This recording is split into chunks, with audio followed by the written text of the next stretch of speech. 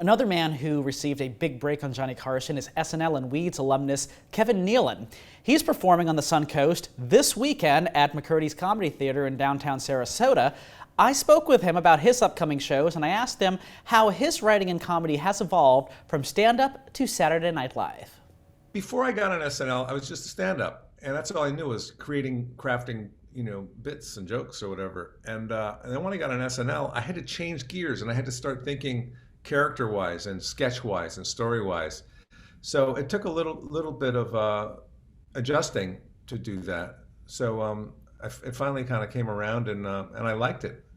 And then when I got Weekend Update, I had to revert back to, joke writing again, even though I was still, writing sketches and characters. How would you kind of describe your SNL presence? Because I feel like some people have an image of, this is what I think of when I think of Chris Farley. This is what I think of when I think of Mike Myers. If you had to, like, looking back at your work, if you had to kind of describe what you feel your presence was in that, what would you think it was? Good question. I wasn't like bigger than life Chris Farley. I wasn't an impressionist like Dana Carvey.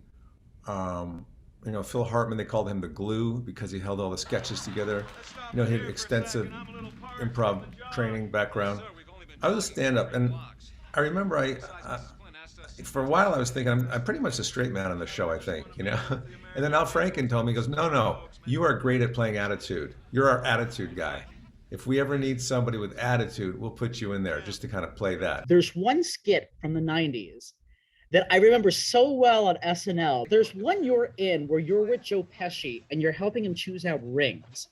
Right. And to try to put on the rings, he not only sees how they are as far as fit, but he does this whole physical comedy, like how is he going to be in some kind of, mob meeting? He's cussing people out and you have to physically drag him. Right. Is that even one that sticks out? What are some of your most memorable that you think stick out to you? Well, I do like that one with Joe Pesci. And then there was also Harvey Keitel, one of the other bad boys. He did a sketch that I wrote called The Bathroom Attendant. I play a bathroom attendant because I've always kind of felt awkward in front of bathroom attendants. How much do they actually help you? What shouldn't they be doing? So I wrote this sketch where I play the bathroom attendant in a very small bathroom, and it's just one toilet, no stall, and I have the tuxedo on, white jacket, and he comes in, he goes, "Oh, sorry, I didn't know anybody was in here." I go, No, I work here, sir, I work here. And he's kind of taken aback. He goes, "Oh, okay." And I go in there, and I take his coat from him, I say, "Will you be going number one or dropping anchor, sir?" And he goes, "Oh, dropping anchor." So I put the toilet seat down, and it's the whole rigmarole that bathroom attendants do. I folded the toilet paper for him and set it up on the sink. I asked him if he wanted different newspapers, colognes. We've talked a lot about SNL, and we also talked a bit about Weeds, and I feel like those are two of your biggest roles in general. You never really go into something, except maybe SNL, since it had a lot of history at that point. But I feel like you wouldn't really go into something thinking, oh boy, this is going to be like bigger than normal. A couple of years after SNL, I thought, I wonder if I'll ever be in another show that's as notable as SNL. And then this script came along called Weeds, and I thought, oh, not another stoner, show or movie. That's kind of been done to death, And then I read it, I thought, these characters are great, the writing's great. So I went in to audition for it, and that's the way most things happen. You can't really predict them. SNL was already established, so you kind of knew you were getting on a fun ride there, but it's fun to be on a show that kind of blooms, from the script, and you're part of that whole thing. When I was a kid, I always felt like if I didn't see the person in a while, then their career must have plummeted. But I never really it's really hard just to be in one successful show.